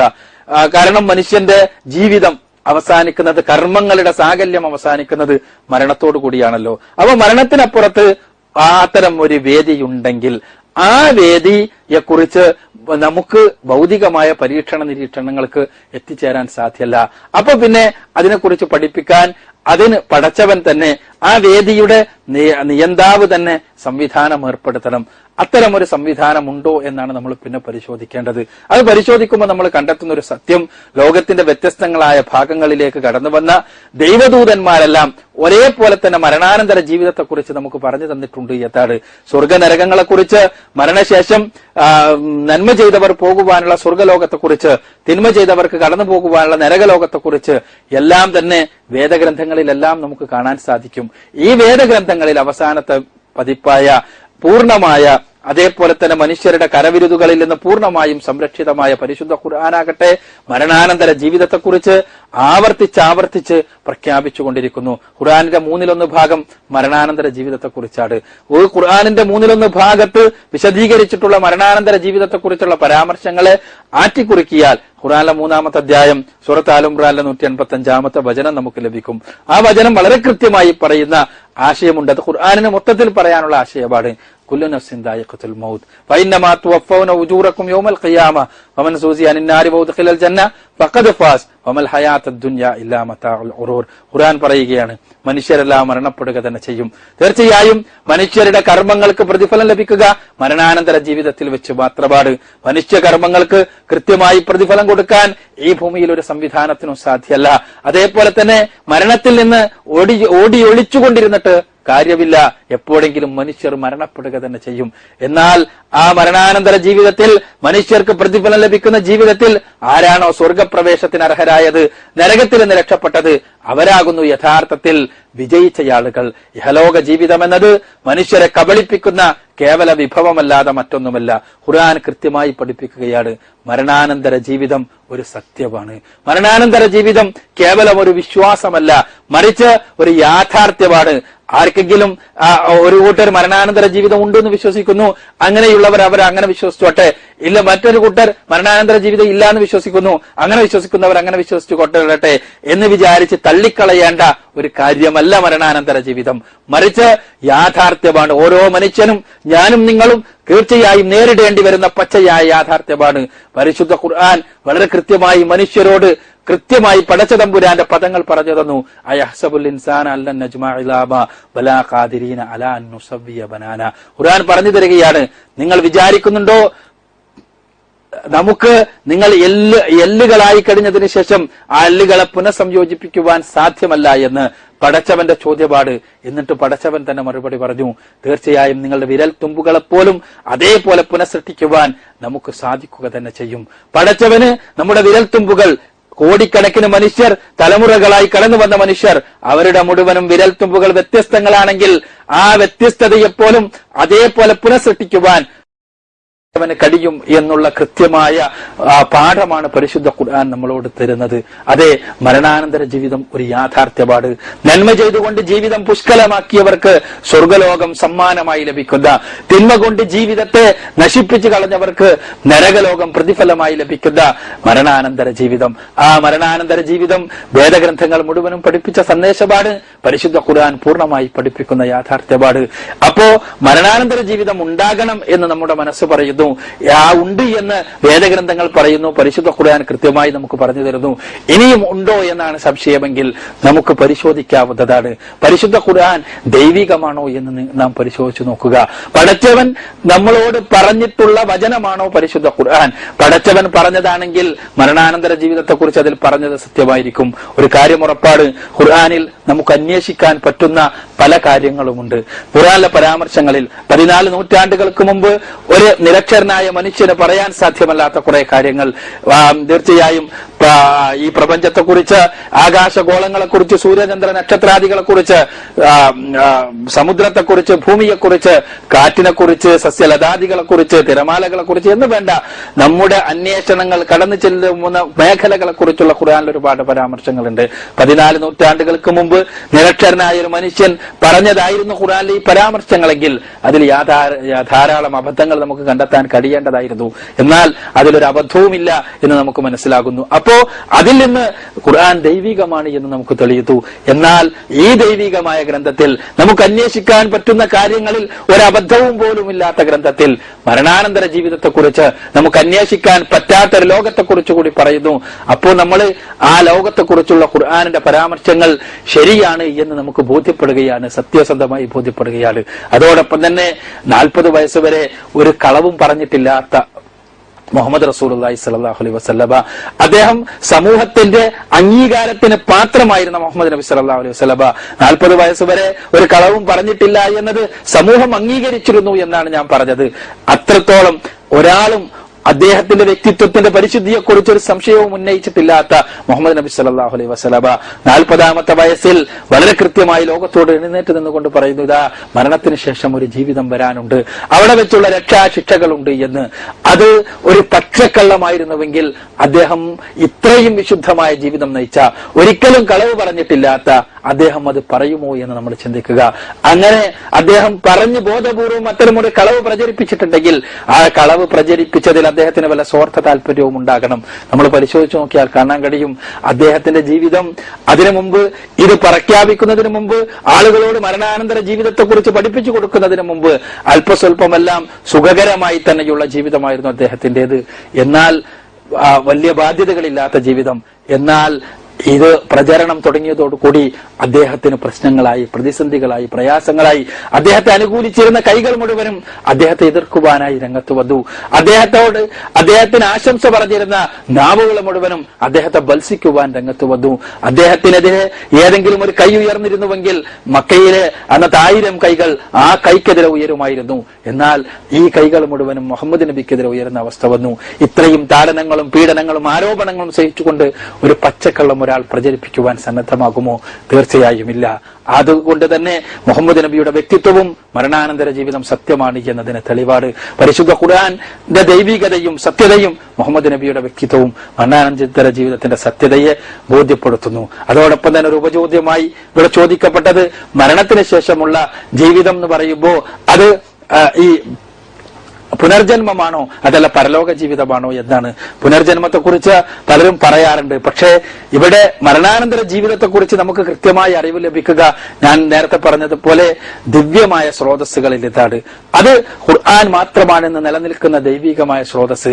മരണാനന്തര ജീവിതം ഇവിടെയുള്ള ശരിക്ക് ഇവിടെ ഉള്ള പുനർജന്മ സിദ്ധാന്തമാണ് എന്ന് പറയുന്ന ആളുകളെ സംബന്ധിച്ചിടത്തോളം കൃത്യമായ രേഖകളോ തെളിവുകളോ ഒന്നുമില്ല എന്നുള്ളതാണ് സത്യം. അവരെ വരെ അംഗീകരിക്കുന്ന വേദഗ്രന്ഥങ്ങൾ ആദിമ കാലഘട്ടത്തിൽ കൃത്യമായി പഠിപ്പിച്ചത് മരണാനന്തര ജീവിതത്തിലെ സ്വർഗത്തിലും നരകത്തിലുമായിരുന്നു. എന്നാൽ പിൽക്കാലഘട്ടത്തിൽ അവർ പുനർജന്മ വിശ്വാസത്തെ പ്രചരിപ്പിക്കുവാൻ കാരണമായി വന്നത് ജാതി ചിന്തയായിരുന്നു എന്ന് നമുക്ക് കാണാൻ കഴിയും. കഴിഞ്ഞ ജന്മത്തിൽ തിന്മ ചെയ്തവരാണ് പന്നിയെയും പട്ടിയെയും പോലെ ഈ ജന്മത്തിൽ അധസ്ഥിതനായി കഴിയുന്നത് എന്നും കഴിഞ്ഞ ജന്മത്തിൽ നന്മ ചെയ്തത് കൊണ്ടാണ് ഉന്നത ജാതികൾക്ക് സുഖകരമായി ജീവിക്കാൻ കഴിയുന്നത് എന്നുമുള്ള ചിന്ത വളർത്താൻ വേണ്ടി ഉണ്ടാക്കിയതായിരുന്നു പുനർജന്മ സിദ്ധാന്തം എന്ന് നമുക്ക് വളരെ കൃത്യമായി രേഖകൾ പരിശോധിച്ചാൽ ബോധ്യപ്പെടും. യഥാർത്ഥത്തിൽ മനുഷ്യ കർമ്മങ്ങൾക്കുള്ള ഒരു പ്രതിഫലം എന്നുള്ള നിലക്ക് പുനർജന്മ സിദ്ധാന്തം അനുയോജ്യമേ അല്ല എന്നുള്ളതാണ് സത്യം. എന്തുകൊണ്ടെന്നാൽ മനുഷ്യകർമ്മങ്ങൾക്ക് പ്രതിഫലം എന്ന് പറയണമെങ്കിൽ കർമ്മങ്ങൾക്ക് പ്രതിഫലം കിട്ടുന്ന ഇയാൾക്ക് അതറിയണം, മനസ്സിലാക്കാൻ കഴിയണം. യഥാർത്ഥത്തിൽ ഇന്ന് നമ്മൾ ജീവിക്കുന്നു പുനർജന്മ സിദ്ധാന്ത പ്രകാരം കഴിഞ്ഞ ജന്മത്തിൽ നന്മ ചെയ്തതുകൊണ്ടോ തിന്മ ചെയ്തുകൊണ്ടോ ആയിരിക്കും നമ്മുടെ ഈ ജീവിതം ഉണ്ടായിരിക്കുക. നമുക്കറിയില്ല കഴിഞ്ഞ ജന്മത്തിൽ എന്ത് ചെയ്തു എന്ന്. അതേപോലെ തന്നെ പന്നിക്കും പട്ടിക്കും ചണ്ടാളിനൊന്നും അറിയില്ല കഴിഞ്ഞ ജീവിതത്തിൽ എന്ത് തെറ്റ് ചെയ്തുകൊണ്ടാണ് ഞങ്ങൾ ഇങ്ങനെയായത് ഇത്. അപ്പൊ അതുകൊണ്ട് തന്നെ പുനർജന്മ സിദ്ധാന്തം എന്നത് പരലോക വിശ്വാസത്തിന് തുല്യമേയല്ല എന്നുള്ളത് സത്യം. പക്ഷെ ഏതായിരുന്നാലും പുനർജന്മത്തിൽ വിശ്വസിക്കുന്നവർ അങ്ങനെ വിശ്വസിച്ചോട്ടെ, പരലോകത്തിൽ വിശ്വസിച്ചവർ ഇങ്ങനെ വിശ്വസിച്ചോട്ടെ, ഓരോരുത്തർക്കും അതുണ്ടാകും എന്നുള്ളതല്ല, മറിച്ച് പരലോകമാണ് സത്യം എന്നുള്ളതിന് കൃത്യമായ തെളിവുണ്ട്. അത് വിശുദ്ധ ഖുർആനിന്റെ തെളിവാണ്. അത് പരിശോധിച്ച് അത് സത്യമാണ് എന്ന് ബോധ്യപ്പെടും. അത് പരിശോധിച്ചാൽ ആർക്കും അത് പരിശോധിക്കണം എന്നാണ് എനിക്ക് വിനീതമായി അഭ്യർത്ഥിക്കുവാനുള്ളത്. മനുഷ്യർക്കു വേണ്ട മാർഗദർശനം മനുഷ്യർ തന്നെയല്ലേ കണ്ടെത്തേണ്ടത്? എങ്കിലല്ലേ മനുഷ്യൻ നേരിടുന്ന കാലിക പ്രശ്നങ്ങൾക്ക് പരിഹാരം സാധ്യമാവുകയുള്ളൂ. മനുഷ്യർക്ക് വേണ്ട മാർഗദർശനം മനുഷ്യരാണോ കണ്ടെത്തേണ്ടത്? നമ്മൾ പരിശോധിച്ചു നോക്കുക. ശരിക്ക് മനുഷ്യർക്കുള്ള മാർഗദർശനം, ഒരു കാര്യത്തിൽ എന്താണ് നന്മ എന്താണ് തിന്മ എന്ന് മനുഷ്യർ കണ്ടെത്താൻ തുടങ്ങിയാൽ എന്തായിരിക്കും അവസ്ഥ? ഇവിടെ തിന്മ എന്ന് ഒന്നും ഉണ്ടാവില്ല. കാരണം എല്ലാ തിന്മ ചെയ്യുന്നവനും അതിനെ ന്യായീകരിക്കുന്നവനാണ്. എല്ലാ തിന്മ ചെയ്യുന്നവനും നിങ്ങൾക്കറിയാവുന്നതാണ്. സമൂഹം എതിർക്കുന്ന, സമൂഹം വെറുക്കുന്ന തിന്മ ചെയ്യുന്ന കാര്യങ്ങൾ പോലും അത് ചെയ്യുന്നവർ അതിനെ ന്യായീകരിക്കുകയും അതിനെ അനുകൂലിക്കുകയും ചെയ്യുന്ന ആളുകളാണ്. അതുകൊണ്ട് തന്നെ ഓരോരുത്തരും തോന്നുന്നതെല്ലാം ചെയ്തോട്ടെ, അതാണല്ലോ ഓരോരുത്തരും നന്മ തിന്മകൾ അവർ തീരുമാനിക്കട്ടെ എന്ന് പറഞ്ഞാൽ അതിനാ മനുഷ്യർ തീരുമാനിക്കട്ടെ എന്ന് പറഞ്ഞാൽ എനിക്ക് തീരുമാനിക്കാം എന്റെ നന്മ എന്തെന്ന് തിന്മ എന്തെന്ന്. ഞാൻ വ്യഭിചരിക്കണമെന്ന് എനിക്ക് തീരുമാനിക്കാം, ഞാൻ കൊള്ള ചെയ്യണമെന്ന് എനിക്ക് തീരുമാനിക്കാം, ഞാൻ അടിമതി ചെയ്യണമെന്ന് എനിക്ക് തീരുമാനിക്കാം, ഞാൻ സ്ത്രീധനം വാങ്ങണമെന്ന് എനിക്ക് തീരുമാനിക്കാം, ഞാൻ നല്ലവനാകണമെന്ന് എനിക്ക് തീരുമാനിക്കാം. അങ്ങനെയാണെങ്കിൽ ഇവിടെ ലോകത്തിന്റെ അവസ്ഥ എന്തായിരിക്കും? തീർച്ചയായും അങ്ങനെയല്ല. നന്മ തിന്മകളുടെ വിഷയത്തിൽ മനുഷ്യർക്ക് മൊത്തത്തിൽ സ്വീകരിക്കുവാൻ സാധിക്കുന്ന മാനദണ്ഡം ഉണ്ടാകണം. ആ മാനദണ്ഡം എവിടെ നിന്ന് കിട്ടും എന്നതാണ് പ്രശ്നം. ആ മാനദണ്ഡം എവിടെ നിന്ന് കിട്ടും? ഓരോരുത്തരും അവനവൻ ഇഷ്ടമുള്ളത് നന്മ തീരുമാനിച്ചാൽ അതാകുമോ? ഞാനിവിടെ പറഞ്ഞു, ഏറ്റവും വലിയ സമൂഹം തിന്മയാണെന്ന് കരുതുന്ന തിന്മകളിലൊന്നായ വ്യഭിചാരം, അത് ചെയ്യുന്നവർ, അതിന് സെക്സ് വർക്കേഴ്സ്, അവര് പോലും ഞങ്ങൾ ചെയ്യുന്നത് സമൂഹത്തിന് ഏറ്റവും വലിയ സേവനമാണ് എന്ന അവകാശവാദവുമായി രംഗത്ത് വന്ന ഒരു കാലഘട്ടത്തിലാണ് നമ്മൾ ജീവിക്കുന്നത്. അപ്പൊ അങ്ങനെയാകുമ്പോ യഥാർത്ഥത്തിൽ തിന്മ എന്നത് നന്മ എന്നത് ഓരോരുത്തരെയും വിട്ടാൽ അങ്ങനെ ഇതായിരിക്കും അവസ്ഥ. അത് മാത്രമല്ല, ഇപ്പൊ സമൂഹം, ഒരു രാജ്യം, ആ രാജ്യത്തിലെ അവസ്ഥ, ആ പരിതസ്ഥിതി അതെല്ലാം തീരുമാനിച്ചോളട്ടെ എന്ന് വിചാരിച്ചാലോ? 1970-കളിൽ യൂറോപ്പിൽ ഉണ്ടായ വ്യാവസായിക വിപ്ലവത്തോടനുബന്ധിച്ചുണ്ടായ ഒരു സാമൂഹ്യ പ്രതിസന്ധിയുടെ ഉത്തരം എന്നുള്ള നിലക്കാണ് സഡോമിയും ലെസ്ബിയനിസവും ഒരു ഉത്തരമായി സമൂഹത്തിൽ പ്രത്യക്ഷപ്പെട്ടത്. മുമ്പ് അതെല്ലാം ഉണ്ട്, പക്ഷേ അതൊരു ഉത്തരമായി. അഥവാ സെക്സ് വിത്തൗട്ട് ഒബ്ലിഗേഷൻ എന്ന, തീർച്ചയായും ലൈംഗികത അനുഭവിക്കണമെങ്കിൽ ഒരുപാട് കാലം കഴിയണം എന്നുള്ളൊരവസ്ഥ വ്യാവസായിക വിപ്ലവത്തോടനുബന്ധിച്ചുണ്ടായപ്പോൾ ലൈംഗികത എന്ന അടിസ്ഥാന വികാരം അമർത്തിവെക്കുവാൻ പാടില്ല എന്നുള്ള മനഃശാസ്ത്ര ചർച്ചകൾ ഉണ്ടായപ്പോ അതിന് വിവാഹത്തിന് മുൻപ് ലൈംഗികതയായിക്കോട്ടെ, അത് ഒബ്ലിഗേഷൻ ഇല്ലാത്ത, ഉത്തരവാദിത്തങ്ങളില്ലാത്ത ലൈംഗികത, അതിന് ലെസ്ബിയനിസവും അതേപോലെ തന്നെ സഡോമിയും നടക്കട്ടെ എന്നാണ് ഹ്യൂമനിസ്റ്റുകൾ പോലെ യൂറോപ്പിലെ ഹ്യൂമനിസ്റ്റുകൾ വാദിച്ചു വന്നത്. പക്ഷെ എന്തുണ്ടായി? നമുക്കറിയാം, മനുഷ്യർ കണ്ടിട്ടില്ലാത്ത തരത്തിലുള്ള ഭീകരമായ രോഗങ്ങൾ അതിന്റെ ഫലമായി ഉണ്ടായി. എയ്ഡ്സിനെ പോലെയുള്ള ഭീകര രോഗങ്ങൾ. അപ്പൊ ഈ രോഗം വന്നതിന് ശേഷം നമുക്ക് തിരിച്ചു ചിന്തിച്ചിട്ട് കാര്യമുണ്ടോ? തീർച്ചയായും ഇല്ല. ഇതേപോലെ തന്നെയാണ് ഭൗതിക ദർശനങ്ങളുടെ അവസ്ഥ. ഇപ്പൊ കമ്മ്യൂണിസ്റ്റ് ദർശനം പറഞ്ഞത് സ്വകാര്യ സ്വത്താണ് ഏറ്റവും വലിയ തിന്മ എന്നാണ്. അതില്ലാതെയാക്കാൻ വേണ്ടിയുള്ള പരിശ്രമമാണ് ഏറ്റവും വലിയ നന്മ എന്നാണ്. സ്വകാര്യ സ്വത്ത് ഇല്ലാതെയാക്കുവാൻ വേണ്ടി 3 കോടി മനുഷ്യരാണ് റഷ്യയിൽ കൊല ചെയ്യപ്പെട്ടത്. 3 കോടി മനുഷ്യർ. പക്ഷേ 10-20 വർഷം കഴിഞ്ഞപ്പോ റഷ്യയിലെ ബുദ്ധിജീവികൾക്ക് തന്നെ മനസ്സിലായി സ്വകാര്യ സ്വത്തില്ലായ്മ ചെയ്യാൻ സാധ്യമല്ല. കമ്മ്യൂണിസ്റ്റ് ദർശനത്തിന്റെ ലോകവ്യാപകമായുള്ള ദാർശനികന്മാർ പച്ചയായി എന്ന് പറയുന്നു സ്വകാര്യ സ്വത്തില്ലാതെയാക്കുവാൻ സാധ്യമല്ല. അപ്പൊ ഇത് തിരിച്ചറിഞ്ഞപ്പോ ഈ 3 കോടി മനുഷ്യർ പിന്നെ എന്തിനു മരിച്ചു? അപ്പോ നന്മതിന്മകളെ കുറിച്ച് വ്യക്തിയെയോ ഭൗതിക ദർശനങ്ങളെയോ അല്ലെങ്കിൽ ഏതെങ്കിലും ബുദ്ധിജീവികളെയോ അല്ല ഏൽപ്പിച്ചാൽ ഉള്ള അവസ്ഥ ഇതാണ്. എല്ലാവർക്കും എല്ലാ സമയത്തും സ്വീകരിക്കുവാൻ സാധിക്കുന്ന നന്മതിന്മകളെ കുറിച്ച് പറഞ്ഞു തരാൻ സാധ്യമല്ല. പിന്നെ നന്മതിന്മകളെ കുറിച്ച് ആര് പറഞ്ഞു തരണം? അവിടെയാണ് ഇസ്ലാമിന്റെ കൃത്യമായ കാഴ്ചപ്പാട് കടന്നു വരുന്നത്. അതെന്താ?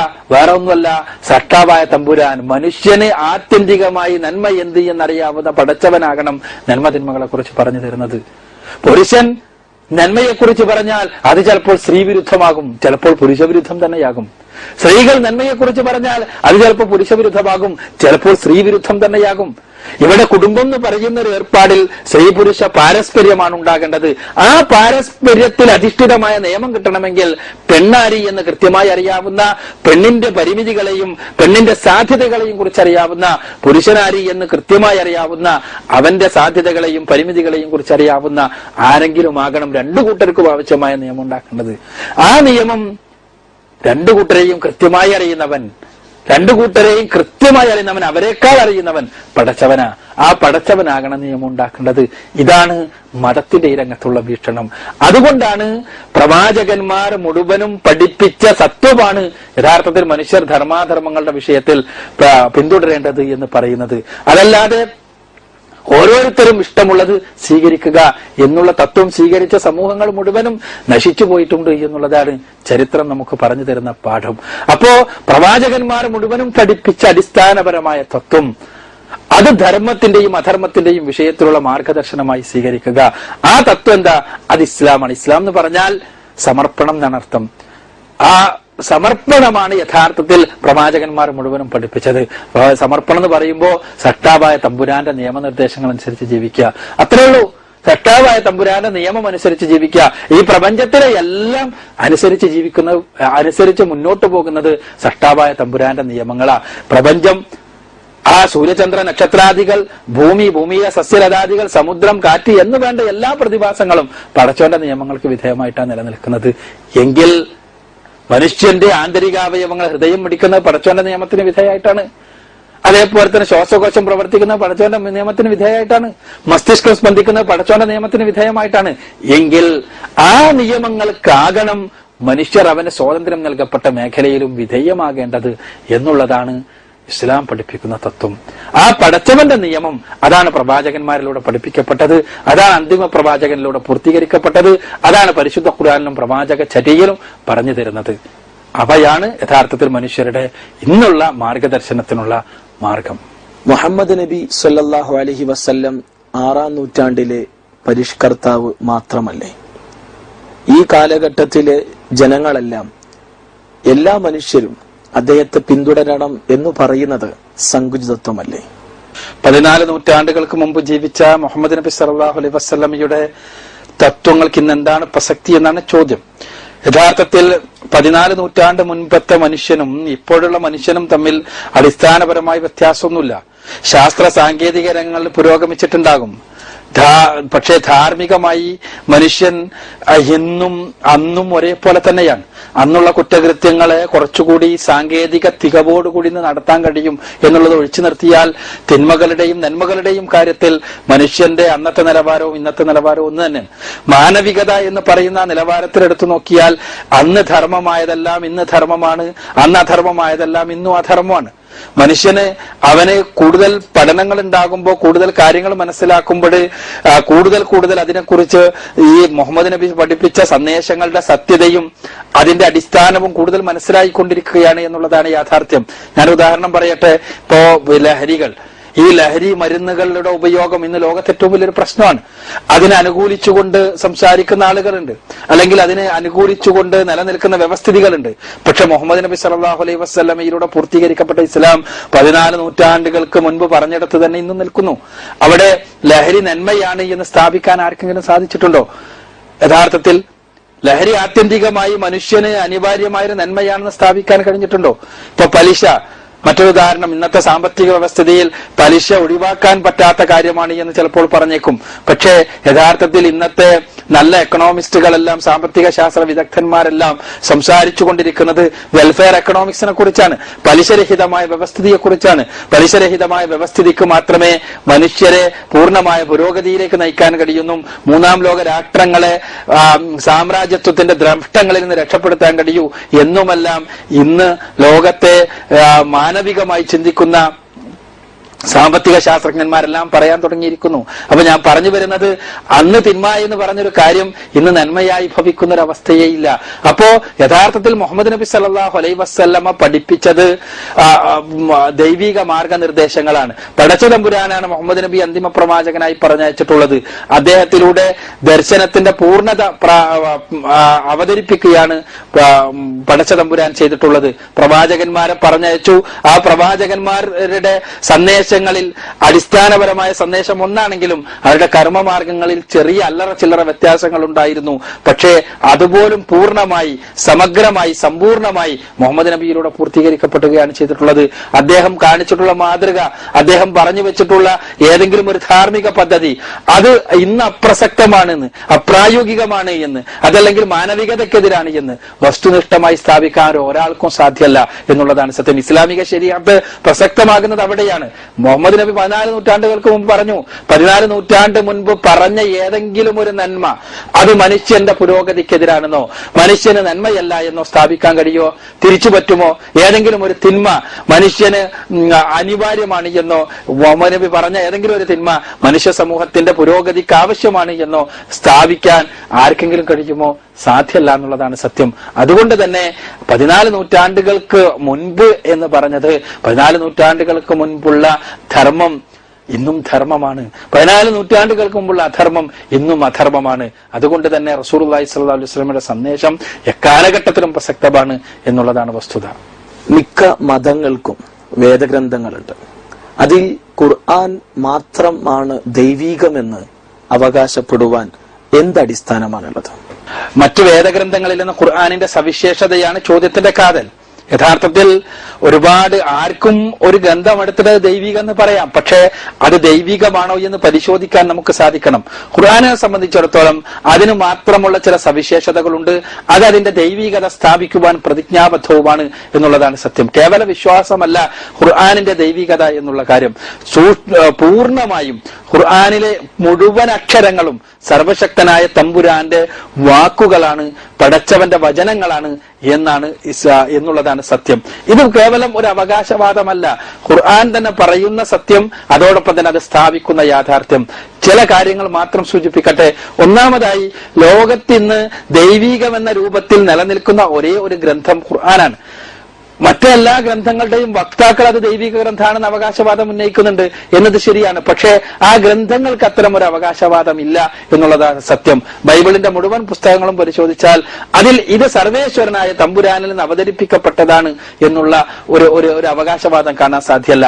അതേപോലെ തന്നെ ഇനി ഹൈന്ദവ വേദഗ്രന്ഥങ്ങൾ മുഴുവെടുത്ത് പരിശോധിച്ച് നോക്കുക. അവയിലൊന്നും തന്നെ ഇത് ദൈവികമാണ് എന്നൊരു അവകാശവാദം, പരമേശ്വരനിന്റെ പദങ്ങളാണ് ഇത് എന്നുള്ളൊരു അവകാശവാദം നമുക്ക് കാണാൻ സാധ്യമല്ല. എന്നാൽ ഖുർആൻ ഇതിൽ നിന്ന് വ്യത്യസ്തമാണ്. വഇന്നഹു ലതൻസീല റബ്ബിൽ ആലമീൻ. ഖുർആനിലെ 26-ാമത്തെ അധ്യായം സൂറത്ത് ശുആറയിലെ 192-ാമത്തെ വചനം. അലിഫ് ലാം മീം തൻസീലുൽ കിതാബ് ലാ റൈബ ഫീഹി മിൻ റബ്ബിൽ ആലമീൻ. ഖുർആനിലെ 32-ാമത്തെ അധ്യായം സൂറത്ത് സജദയിലെ 1-2 വചനങ്ങൾ. യാസീൻ വൽ ഖുർആനിൽ ഹകീം ഇന്നക ലമിനൽ മുർസലീൻ അലാ സിറാത്തിൻ മുസ്തഖീം തൻസീലുൽ അസീസിർ റഹീം. ഖുർആൻ 36-ാമത്തെ അധ്യായം സൂറത്ത് യാസീനിലെ 1 മുതൽ 5 വരെയുള്ള വചനങ്ങൾ. അർ റഹ്മാൻ അല്ലമൽ ഖുർആൻ. ഖുർആൻ 55-ാമത്തെ അധ്യായം സൂറത്ത് റഹ്മാനിലെ 1-2 വചനങ്ങൾ. ഇങ്ങനെ നിരവധി തവണ പരിശുദ്ധ ഖുർആൻ ഇത് സർവ്വലോക രക്ഷിതാവിൽ നിന്ന് അവതരിപ്പിക്കപ്പെട്ടതാണ്, ഇത് പരമകാരുണികൻ പഠിപ്പിച്ചതാണ് എന്ന് ആവർത്തിച്ച് പ്രഖ്യാപിക്കുന്നു. അതുകൊണ്ട് മാത്രം ഒരു ഗ്രന്ഥം ദൈവികമെന്നല്ല, മറിച്ച് അങ്ങനെ ഒരു അവകാശവാദം ഖുർആനിനുണ്ട്. അതുകൊണ്ട് തന്നെ അത് പരിശോധിക്കുവാൻ മനുഷ്യർ മുഴുവനും ബാധ്യസ്ഥരാണ്. ദൈവം ഉണ്ട് എന്ന് വിശ്വസിക്കുന്ന മനുഷ്യർ മുഴുവനും ദൈവത്തിന്റേതാണ് എന്ന അവകാശവാദവുമായി പ്രത്യക്ഷപ്പെടുന്ന ഒരു ഗ്രന്ഥം, ആ ഒരേ ഒരു ഗ്രന്ഥം അത് പരിശോധിക്കാൻ ബാധ്യസ്ഥരാണ് എന്നാണ് ഞാൻ സൂചിപ്പിക്കുന്നത്. രണ്ടാമതായി ഖുർആന്റെ സവിശേഷത അത് അവതരിപ്പിക്കപ്പെട്ട അതേ പരിശുദ്ധിയിൽ തന്നെ നിലനിൽക്കുന്നു എന്നുള്ളതാണ്. മറ്റൊരു ഗ്രന്ഥവും അവതരിപ്പിക്കപ്പെട്ട പരിശുദ്ധിയിൽ നിലനിൽക്കുന്നു എന്ന് ആ ഗ്രന്ഥത്തിന്റെ വക്താക്കൾക്ക് തന്നെ അഭിപ്രായമില്ല. യഹൂദന്മാർ ഏറെ പാരമ്പര്യം അവകാശപ്പെടുന്നവരാണ്. അവരുടെ ഏറ്റവും വിശുദ്ധ ഗ്രന്ഥമായി പറയപ്പെടുന്ന തോറ, ഉൽപ്പത്തി പുസ്തകം മുതൽ ആവർത്തന പുസ്തകം വരെയുള്ള പഞ്ചപുസ്തകങ്ങൾ, അവ മോശെ പ്രവാചകൻ പഠിപ്പിച്ച അതേ പരിശുദ്ധിയിൽ ഇന്ന് നിലനിൽക്കുന്നുണ്ടോ എന്ന ചോദ്യത്തിന് യഹൂദ പണ്ഡിതന്മാർക്കും ക്രൈസ്തവ പണ്ഡിതന്മാർക്കും ഒരേപോലെ നൽകാനുള്ള ഇല്ല എന്നാണ്. അദ്ദേഹത്തിന് ശേഷം, യോശയ്ക്ക് ശേഷം കടന്നു വന്ന പലരും അതിൽ എഴുതി ചേർത്തിട്ടുണ്ട് എന്നാണ്. ഇതേപോലെ തന്നെ യേശുക്രിസ്തുവിന്റെ സുവിശേഷം, യേശുക്രിസ്തു പഠിപ്പിച്ച സുവിശേഷം, യേശുക്രിസ്തു പ്രസംഗിച്ച സുവിശേഷം, ഇതിനെക്കുറിച്ചെല്ലാം നമുക്ക് ബൈബിളിൽ കാണാൻ കഴിയും. മർക്കോസിന്റെ സുവിശേഷത്തിൽ വളരെ കൃത്യമായി തന്നെ യേശു പ്രസംഗിച്ച ദൈവത്തിന്റെ സുവിശേഷത്തെ കുറിച്ചുള്ള പരാമർശങ്ങളുണ്ട്. പക്ഷെ ആ സുവിശേഷം ഇന്ന് നമുക്ക് ഉപലബ്ധമാണോ എന്ന് ചോദിച്ചാൽ ഇല്ല എന്നാണ് ഉത്തരം. മത്തായിയുടെയോ മാർക്കോസിന്റെയോ ലൂക്കോസിന്റെയോ യോഹന്നാന്റെയോ സുവിശേഷമല്ല, യേശു പ്രസംഗിച്ച ദൈവത്തിന്റെ സുവിശേഷം ഇന്ന് ഉപലബ്ധമല്ല. ഇതേപോലെ തന്നെയാണ് ഹൈന്ദവ ഗ്രന്ഥങ്ങളുടെയും അവസ്ഥ. ഹൈന്ദവ ഗ്രന്ഥങ്ങളുടെ ശ്രുതി പ്രാമാണ്യമുള്ള ഗ്രന്ഥങ്ങളായി അറിയപ്പെടുന്ന വേദസംഹിതകൾ എടുത്താലും ഉപനിഷത്തുകൾ എടുത്താലുമെല്ലാം അത് അന്ന് എഴുതപ്പെട്ട പരിശുദ്ധിയിൽ യാതൊന്നും കടത്തിക്കൂട്ടപ്പെടാതെ, യാതൊന്നും ഒഴിവാക്കപ്പെടാതെ ഇന്ന് നിലനിൽക്കുന്നുണ്ടോ എന്നുള്ള ചോദ്യത്തിന് ഇല്ല എന്നാണ് അത്തരം പണ്ഡിതന്മാർക്ക് നൽകാനുള്ള മറുപടി. എന്നാൽ ഖുർആൻ അവതരിപ്പിക്കപ്പെട്ട അതേ പരിശുദ്ധിയിൽ യാതൊരു മാറ്റത്തിരുത്തലുകളും ഇല്ലാതെ ഇന്നും നിലനിൽക്കുന്ന ഗ്രന്ഥപാട്. ഖുർആൻ അങ്ങനെ നിലനിർത്തുമെന്നത് സർവശക്തനായ തമ്പുരാന്റെ വാഗ്ദാനമാണ് എന്നുള്ളതാണ് സത്യം. ഖുർആൻ തന്നെ വളരെ കൃത്യമായി ആ വാഗ്ദാനം രേഖപ്പെടുത്തപ്പെട്ടിട്ടുണ്ട്. ഖുർആനിലെ 15-ാമത്തെ അധ്യായം സൂറത്തുൽ ഹിജ്റിലെ 9-ാമത്തെ വചനം, ഇന്നാ നഹ്നു നസ്സൽനാ ദിക്റ വ ഇന്നാ ലഹു ലഹാഫിളൂൻ. നാം ആകുന്നു ഈ ഗ്രന്ഥം അവതരിപ്പിച്ചത്, ഈ ഉത്ബോധനം അവതരിപ്പിച്ചത്, അതിനെ അതേപോലെ തന്നെ ഞാൻ കാത്തു സൂക്ഷിക്കുകയും ചെയ്യും. ഇത് പടച്ചവന്റെ വാഗ്ദാനമാണ്. ഇന്നുവരെ പരിശുദ്ധ ഖുർആനിൽ ഒരു കൈകടത്തലുകളും നടന്നിട്ടില്ല, ഒരു എടുത്തുമാറ്റലുകളും ഉണ്ടായിട്ടില്ല എന്നുള്ളതാണ് യാഥാർത്ഥ്യം. ഇനി ഖുർആന്റെ ദൈവികതയെ സംശയിക്കുന്ന ആളുകൾ ഉണ്ടാകും. ആ ദൈവികതയെ സംശയിക്കുന്ന ആളുകളോട് പരിശുദ്ധ ഖുർആൻ 2 വെല്ലുവിളിയാണ് നടത്തുന്നത്. ഒന്ന്, ഭാഷാപരമായി പരിശുദ്ധ ഖുർആനിന്റെ സാഹിത്യപരമായ നിസ്തുലതയെയും ആശയപരമായ ഗാംഭീര്യത്തെയും ഉൾക്കൊണ്ടുകൊണ്ടുള്ള വെല്ലുവിളിയാണ്. വൈൻ കുന്തും ഫീ റൈബിൻ മിമ്മാ നസ്സൽനാ അലാ അബ്ദിനാ ഫൗതു ബിസൂറത്തും മിൻ മിസ്ലിഹി വദഉ ശുഹദാഅക്കും മിൻ ദൂനില്ലാഹി ഇൻ കുന്തും സ്വാദിഖീൻ. ഖുർആൻ 2-ാമത്തെ അധ്യായം സൂറത്തുൽ ബഖറയിലെ 23-ാമത്തെ വചനത്തിലൂടെ നടത്തുന്ന വെല്ലുവിളി. ഈ നമ്മുടെ ദാസന് നാം അവതരിപ്പിച്ചു കൊടുത്ത ഈ ഗ്രന്ഥത്തിന്റെ ദൈവികതയിൽ ആർക്കെങ്കിലും സംശയമുണ്ടോ എങ്കിൽ ഇതിലൊരു അധ്യായത്തിന് തുല്യമായ ഒരു അധ്യായമെങ്കിലും അവർ കൊണ്ടുവരട്ടെ. അവർ മാത്രമല്ല, അവർക്ക് പടച്ചവനൊഴിച്ച് ആരെയൊക്കെ സഹായത്തിന് ലഭിക്കുമോ അവരെ മുഴുവനും അവർ വിളിച്ചുകൊള്ളുക എന്ന്, അവർ സത്യവാദികളാണെങ്കിൽ അവർ ചെയ്യേണ്ടത് അതാണ് എന്ന് പറഞ്ഞതിന് ശേഷം പരിശുദ്ധ ഖുർആൻ തന്നെ അവരെ ഈ വെല്ലുവിളി ഒരിക്കലും അവർ കേട്ടെടുക്കാൻ സാധ്യമല്ല എന്ന് പറയുന്നു. ഇല്ല കേട്ടോ, അവർക്ക് അത് ചെയ്യാൻ സാധ്യമല്ല. പരിശുദ്ധ ഖുർആനിലെ ഒരു അധ്യായത്തിന് തുല്യമായ ഒരു അധ്യായം, ഖുർആനിലെ ഒരു ചെറിയ അധ്യായത്തിന് തുല്യമായ ഒരു അധ്യായം കൊണ്ടുവരാൻ സാധ്യമല്ല. ഖുർആനിന്റെ സാഹിത്യപരമായ നിസ്തുലതയാണിത്. അറബി ഭാഷ പഠിച്ചിട്ടുള്ളവർക്കറിയാം ഖുർആനിന്റെ ഭാഷാപരമായ ആ അതുല്യത ഒരിക്കലും അനുകരണീയമല്ലാത്ത അതുല്യത. അതിൽ ആശയത്തിന്റെ ഘടന, പദങ്ങളുടെ ഘടന, അതോടൊപ്പം തന്നെ ആശയങ്ങൾ ആ പദങ്ങൾക്കകത്ത് കോർത്ത് വെച്ചിട്ടിരിക്കുന്ന രീതി അത്ഭുതകരമാണ് പരിശുദ്ധ ഖുർആന്റെ അവസ്ഥ. ഭാഷാപരമായി പരിശുദ്ധ ഖുർആനിന്റെ നിസ്തുലത മനസ്സിലാക്കാൻ സാധ്യമല്ലാത്ത ലോകത്തുള്ള ബഹുഭൂരിപക്ഷം ജനങ്ങളോടും പരിശുദ്ധ ഖുർആൻ ചോദിക്കുന്നു, അഫലാ യതദബ്ബറൂനൽ ഖുർആന വലൗ കാന മിൻ ഇൻദി ഗൈരില്ലാഹി ലവജദൂ ഫീഹി ഇഖ്തിലാഫൻ കസീറ. പരിശുദ്ധ ഖുർആനിലെ 4-ാമത്തെ അധ്യായത്തിൽ സൂറത്തുൻ നിസാഇലെ 82-ാമത്തെ വചനത്തിൽ രേഖപ്പെടുത്തപ്പെട്ട വെല്ലുവിളി, അവർ ഖുർആനിനെ കുറിച്ച് ചിന്തിക്കുന്നില്ലേ? അതെങ്ങാനും സർവശക്തനായ തമ്പുരാനിൽ നിന്നുള്ളതല്ലായിരുന്നുവെങ്കിൽ അവർക്കതിൽ ധാരാളം വൈരുദ്ധ്യങ്ങൾ, ധാരാളം അബദ്ധങ്ങൾ കണ്ടെത്താൻ സാധിക്കുമായിരുന്നു. അതെ, ഖുർആനിൽ ഒരു വൈരുദ്ധ്യം കണ്ടെത്താൻ സാധിച്ചാൽ, ഖുർആനിൽ ആശയപരമായ എന്തെങ്കിലും ഒരു വൈരുദ്ധ്യം കണ്ടെത്താൻ കഴിഞ്ഞാൽ, ഖുർആനിൽ ഒരു സൂക്ഷ്മമായ അബദ്ധമെങ്കിലും കണ്ടെത്താൻ കഴിഞ്ഞാൽ ഖുർആൻ തന്നെ അംഗീകരിക്കുന്നു അത് ദൈവികമല്ല എന്ന്. നമുക്ക് പരിശോധിച്ചു നോക്കാം, ആർക്കും പരിശോധിച്ചു നോക്കാം, ഖുർആനിൽ ഒരു വൈരുദ്ധ്യമുണ്ടോ? നീണ്ട 23 വർഷ കാലഘട്ടത്തിനിടക്ക് വ്യത്യസ്തങ്ങളായ സാഹചര്യങ്ങളിൽ, വ്യത്യസ്തങ്ങളായ അവസരങ്ങളിൽ, വ്യത്യസ്തങ്ങളായ സന്ദർഭങ്ങളിൽ അവതരിപ്പിക്കപ്പെട്ടതാണ് പരിശുദ്ധ ഖുർആനിലെ വചനങ്ങൾ. സന്ദർഭങ്ങളുമായി ബന്ധപ്പെട്ട നിരവധി പരാമർശങ്ങൾ ഖുർആനിൽ കാണാൻ കഴിയും. ആ പരാമർശങ്ങളിൽ എവിടെയെങ്കിലും ഒരു അബദ്ധം, ഒരു വൈരുദ്ധ്യം, ഏതെങ്കിലും ആശയപരമായി പരസ്പര വൈരുദ്ധ്യം ഉണ്ടോ എന്ന് പരിശോധിക്കാം നമുക്ക്. വൈരുദ്ധ്യങ്ങൾ കണ്ടെടുക്കുവാൻ വേണ്ടിയുള്ള തീവ്രമായ പരിശ്രമങ്ങൾ ഇസ്ലാം വിരുദ്ധരുടെ ഭാഗത്ത് നിന്നുണ്ടായിട്ടുണ്ട്, ഇന്നും ഉണ്ടായിക്കൊണ്ടിരിക്കുന്നുണ്ട്. പക്ഷേ അത്ഭുതകരം, ഖുർആനിൽ നിന്ന് വസ്തുനിഷ്ഠമായ ഒരു വൈരുദ്ധ്യമെങ്കിലും നിർദ്ധരിച്ചെടുക്കുവാൻ പഠിപ്പിക്കുവാൻ ആർക്കും കഴിഞ്ഞിട്ടില്ല എന്നുള്ളതാണ് സത്യം. ഖുർആനിന്റെ സവിശേഷതയാണത്. വേദഗ്രന്ഥങ്ങളുടെ പുറംചട്ടയുമായി പ്രത്യക്ഷപ്പെടുന്ന ഗ്രന്ഥങ്ങൾ വൈരുദ്ധ്യങ്ങളുടെ നിബിഡങ്ങളായി തീരുമ്പോൾ മാത്രമല്ല ഏതൊരു മനുഷ്യൻ എഴുതിയാലും ആദ്യ കാലഘട്ടത്തിൽ എഴുതിയ ആശയങ്ങൾക്ക് വിരുദ്ധമായി കുറച്ചു കാലം കഴിയുമ്പോൾ എഴുതേണ്ടി വരും. സ്വാഭാവികമാണത്. എന്തുകൊണ്ടെന്നാൽ മനുഷ്യന്റെ അറിവ്, ബുദ്ധി, ചിന്താശക്തിയെല്ലാം വർദ്ധിച്ചു കൊണ്ടിരിക്കുന്നു.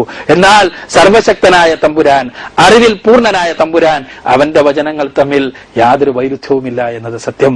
രണ്ടാമതായി അതിൽ അബദ്ധമില്ല എന്നുള്ളതാണ്. ഖുർആൻ തന്നെ പറയുന്ന കാര്യം സൂക്ഷ്മമായൊരബദ്ധമെങ്കിലും അതിലില്ല എന്നുള്ളതാണ്. 14 നൂറ്റാണ്ടുകൾക്ക് മുമ്പ് തികച്ചും നിരക്ഷരരായ ഒരു സമൂഹത്തിൽ 14 നൂറ്റാണ്ടുകൾക്ക് മുമ്പ് നമ്മുടെ ശാസ്ത്രമോ അതേപോലെയുള്ള സാങ്കേതിക വിദ്യകളോ വികസിച്ചിട്ടില്ലാത്ത, ആ ഒരർത്ഥത്തിൽ നിലനിന്നിട്ട് പോലുമില്ലാത്ത ഒരു കാലഘട്ടത്തിൽ അവതരിപ്പിക്കപ്പെട്ട ഒരു ഗ്രന്ഥം. അതിൽ ആകാശത്തെക്കുറിച്ച്, ഭൂമിയെക്കുറിച്ച്, സസ്യലതാദികളെക്കുറിച്ച്, ആകാശഗോളങ്ങളെക്കുറിച്ച്, ഭൗമ പ്രതിഭാസങ്ങളെ കുറിച്ച് ഇങ്ങനെ പല പല പരാമർശങ്ങളും ഉണ്ടായിട്ടും ആ പരാമർശങ്ങളിൽ എവിടെയെങ്കിലും ഒരബദ്ധമെങ്കിലും, ഒരു ചെറിയൊരു അബദ്ധമെങ്കിലും കണ്ടുപിടിക്കാൻ സാധിക്കുന്നില്ല എന്നത് അത്ഭുതകരമായ കാര്യമാണ്. ഉണ്ടായിരുന്നെങ്കിൽ ഖുർആൻ ദൈവികമല്ല എന്ന് നമുക്ക് പറയാമായിരുന്നു. ഖുർആൻ തന്നെ അത് അംഗീകരിക്കുന്നു. ഒരബദ്ധം കണ്ടുപിടിക്കാൻ ഇല്ല. ഈ 14 നൂറ്റാണ്ടുകളായുള്ള പരിശുദ്ധ ഖുർആന്റെ വിമർശകർക്ക് ഇതുവരെ സാധിച്ചിട്ടില്ല. ഖുർആനിൽ വസ്തുനിഷ്ഠമായ ഒരു അബദ്ധമെങ്കിലും ഉണ്ട് എന്ന് കണ്ടുപിടിക്കുവാൻ വേണ്ടി. അത്ഭുതകരമാണ് ഖുർആനിന്റെ അവസ്ഥ. നിങ്ങൾ ആലോചിച്ച് നോക്കുക. ഇത്തരം പരിശുദ്ധ ഖുർആൻ, ഈ രൂപത്തിലുള്ള ഖുർആൻ അവകാശപ്പെടുന്നു ഇന്ന ഹാദൽ ഖുർആന യഹ്ദീ ലില്ലത്തി ഹിയ അഖ്വം. ഖുർആനിലെ 17-ാമത്തെ അധ്യായം സൂറത്തുൽ ഇസ്രാഇലെ 9-ാമത്തെ വചനത്തിലൂടെ തീർച്ചയായും ഈ ഖുർആൻ മനുഷ്യരെ ഏറ്റവും ചൊവ്വായ, ഏറ്റവും ശരിയായ മാർഗത്തിലൂടെ വഴി നടത്തുന്നു. ഖുർആൻ ഏറ്റവും കൃത്യമായ മാർഗത്തിലൂടെ വഴി നടത്തുന്ന ഗ്രന്ഥമാണ്. അതാണ് പരിശുദ്ധ ഖുർആന്റെ ഏറ്റവും വലിയ സവിശേഷത. ഈ ഖുർആൻ പഠിപ്പിച്ച മാർഗം അത് പരിശുദ്ധമാണ്. ആ മാർഗം ദൈവത്തിലേക്ക് മനുഷ്യനെ എത്തിക്കുന്ന മാർഗമാണ്. സ്വർഗത്തിലേക്ക് മനുഷ്യരെ നയിക്കുന്ന മാർഗമാണ്. നരകത്തിൽ നിന്ന് മനുഷ്യരെ അകറ്റുന്ന മാർഗമാണ്. ആ മാർഗം കൃത്യമാണ്, വ്യക്തമാണ്, സ്പഷ്ടമാണ്. പരിശുദ്ധ ഖുർആന്റെ മാർഗം നിങ്ങൾ പരിശോധിക്കുക.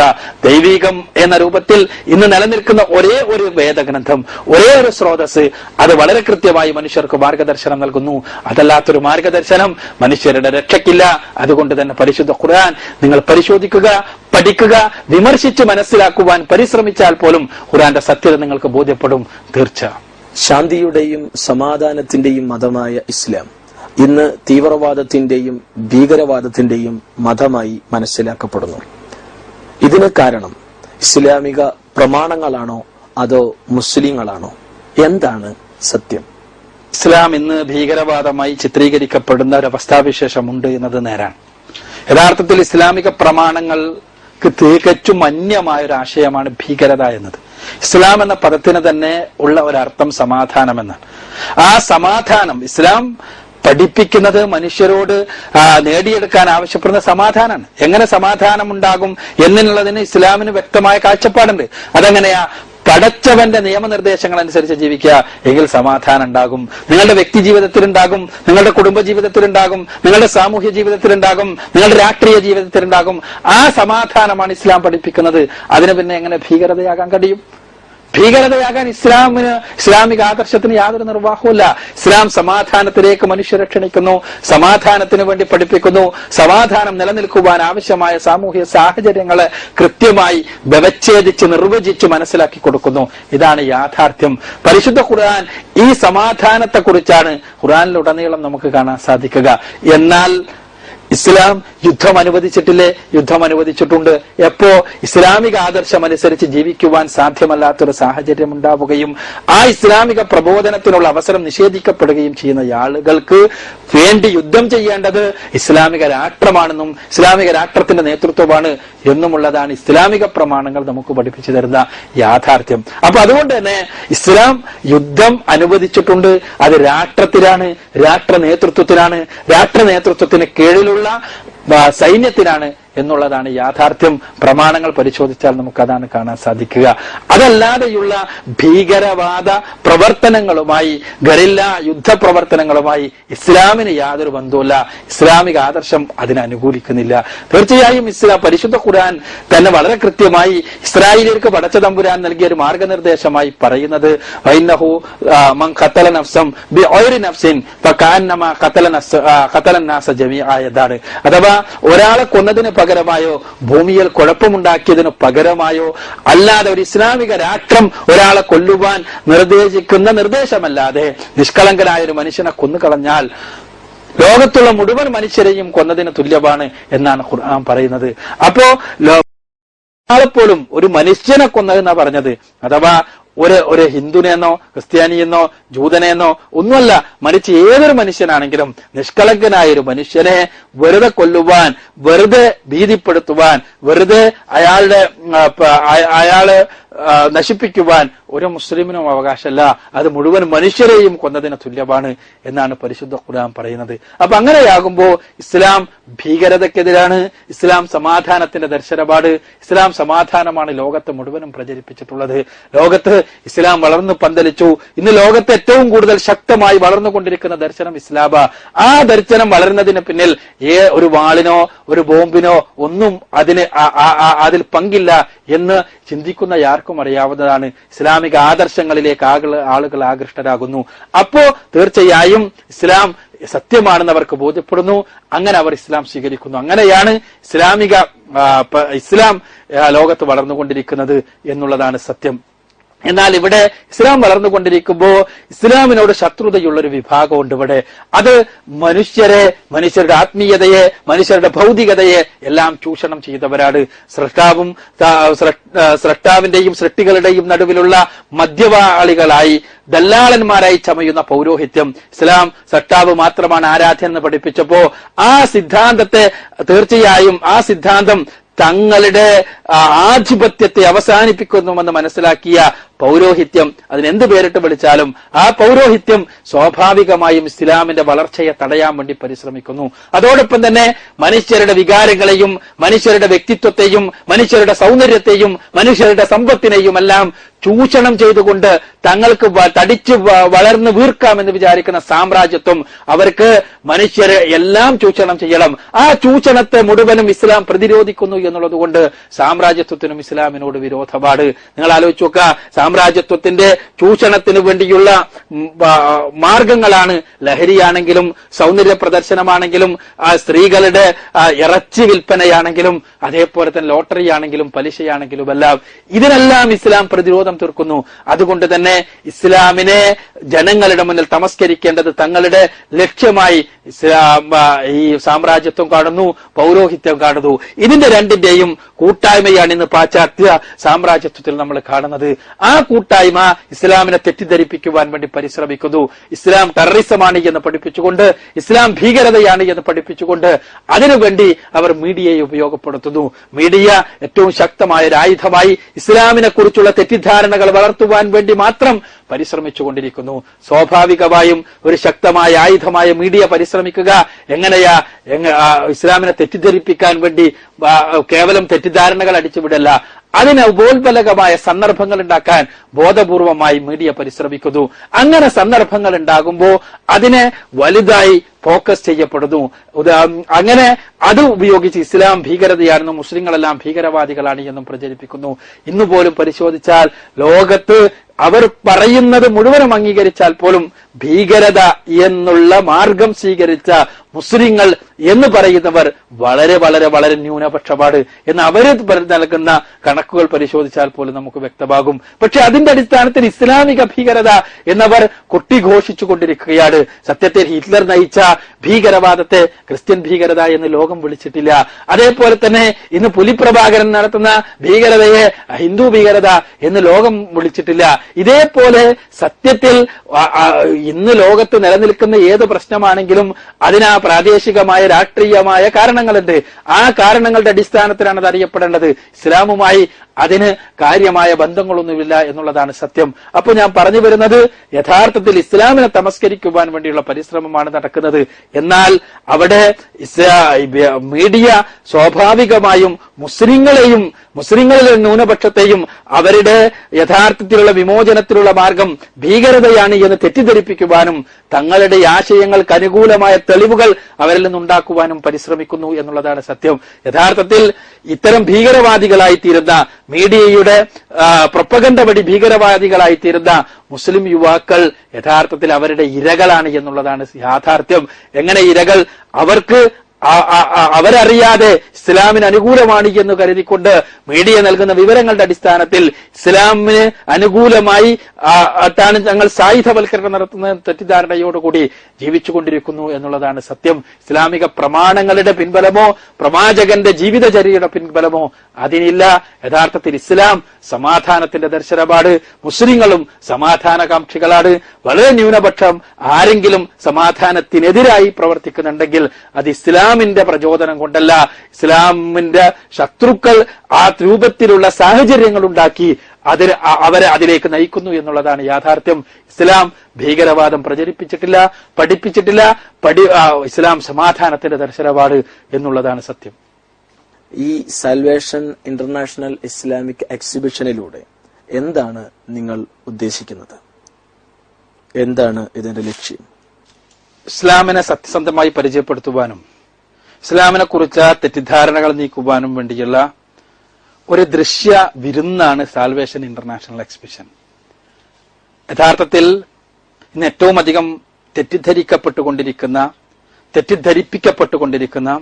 ആ തെറ്റിദ്ധരിപ്പിക്കുവാൻ വേണ്ടി ഡോളറുകൾ ചെലവഴിക്കപ്പെട്ടുകൊണ്ടിരിക്കുന്ന ഒരു ദർശനമാണ് ഇസ്ലാം.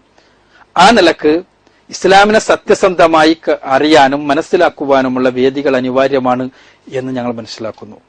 അതിന്റെ അടിസ്ഥാനത്തിലാണ് ഇസ്ലാമിനെ കൃത്യമായി പരിചയപ്പെടുത്തുന്ന, അതിനുവേണ്ടി എല്ലാ സാങ്കേതിക വിദ്യകളെയും ഉപയോഗപ്പെടുത്തിക്കൊണ്ടുള്ള ഒരു ദൃശ്യ വിരുന്നാണ് സാൽവേഷൻ ഇന്റർനാഷണൽ എക്സിബിഷനിലൂടെ നമ്മൾ അവതരിപ്പിക്കാൻ ഉദ്ദേശിക്കുന്നത്. അതിൽ വ്യത്യസ്തങ്ങളായ സെഷനുകളുണ്ട്, വ്യത്യസ്തങ്ങളായ പവലിയനുകളുണ്ട്. മെസ്സേജ് എന്ന പവലിയൻ യഥാർത്ഥത്തിൽ ഇസ്ലാമിനെ സമഗ്രമായി അവതരിപ്പിക്കുന്നു. അതോടൊപ്പം തന്നെ എംബ്രിയോളജി പവലിയൻ ഭ്രൂണ വളർച്ചയെക്കുറിച്ചും അതിലെ ഖുർആനികമായ പരിപ്രേക്ഷ്യത്തെക്കുറിച്ചും പറഞ്ഞു തരുന്നതാണ്. അതേപോലെ തന്നെ ജിയോളജി പവലിയൻ ഭൂമിയെയും ഭൗമാന്തര ഭാഗത്തെയും ഭൂമിയിലെ വ്യത്യസ്തങ്ങളായ സംവിധാനങ്ങളെയും ഇസ്ലാമിക പരിപ്രേക്ഷ്യത്തിൽ, ഖുർആനിക പരിപ്രേക്ഷ്യത്തിൽ നോക്കിക്കാണുവാൻ വേണ്ടിയുള്ള സംരംഭമാണ്. അസ്ട്രോണമി പവലിയൻ ആകാശഗോളങ്ങളെയും ആകാശഗോളങ്ങളിലെ അത്ഭുതങ്ങളെയും കുറിച്ച് പരിശുദ്ധ ഖുർആൻ പറയുന്നതിന്റെ വെളിച്ചത്തിലുള്ള ഒരു അന്വേഷണമാണ്. അതേപോലെ തന്നെ ഹിസ്റ്ററി പവലിയൻ ഇസ്ലാമിക പരിപ്രേക്ഷ്യത്തിൽ, ഇസ്ലാമികമായ അടിത്തറയിൽ ലോക ചരിത്രത്തെ നോക്കിക്കാണുവാനും ഖുർആനികമായ ചരിത്രത്തെ മനസ്സിലാക്കി കൊടുക്കുവാനും വേണ്ടിയുള്ള ഒരു ഗാലറിയാണ് ഹിസ്റ്ററി ഗാലറി നമ്മൾ ഒരുക്കുന്നത്. അതേപോലെ തന്നെ ഒരു റിനൈസൻസ് പവലിയൻ ഇസ്ലാം ലോകത്ത് ഉണ്ടാക്കിയ ഒരു നവോത്ഥാനത്തെയും അതേപോലെ തന്നെ ഇസ്ലാമിക സമൂഹത്തിലെ, മുസ്ലിം സമൂഹത്തിലെ സാമൂഹ്യ നവോത്ഥാന സംരംഭങ്ങളെയും പരിചയപ്പെടുത്തുന്ന പവലിയൻ നമ്മൾ ഒരുക്കുന്നുണ്ട്. ഇസ്ലാമിനെ കുറിച്ച് ഇതെല്ലാം കണ്ടതിന് ശേഷം സംശയങ്ങൾക്ക് ദൂരീകരണം വരുത്തുവാൻ വേണ്ടി, വിമർശനങ്ങളെ കൃത്യമായി അവതരിപ്പിക്കുവാൻ വേണ്ടിയുള്ള കൗൺസിലിംഗ് പവലിയൻ തയ്യാർ ചെയ്യപ്പെട്ടിട്ടുണ്ട്. അതേപോലെ തന്നെ വ്യത്യസ്ത എല്ലാ ദിവസങ്ങളിലും ഈ പരിപാടി നടക്കുന്ന മെയ് 2 മുതൽ 11 വരെയുള്ള ദിവസങ്ങളിൽ എല്ലാ ദിവസങ്ങളിലും വ്യത്യസ്ത വിഷയങ്ങളെക്കുറിച്ചുള്ള അവഗാഢമായ പഠനങ്ങളും സിംപോസിയങ്ങളും സെമിനാറുകളും തുറന്ന സംവാദങ്ങളും എല്ലാം നടക്കും. ഏതായിരുന്നാലും കേരളത്തെ സംബന്ധിച്ചിടത്തോളം വളരെ വ്യത്യസ്തമായ ഒരു ദൃശ്യാനുഭവമായിരിക്കും സാൽവേഷൻ ഇന്റർനാഷണൽ എക്സിബിഷൻ എന്ന കാര്യത്തിൽ സംശയമില്ല. എല്ലാവരെയും, എല്ലാ സുഹൃത്തുക്കളെയും സഹോദരങ്ങളെയും പ്രസ്തുത എക്സിബിഷനിലേക്ക്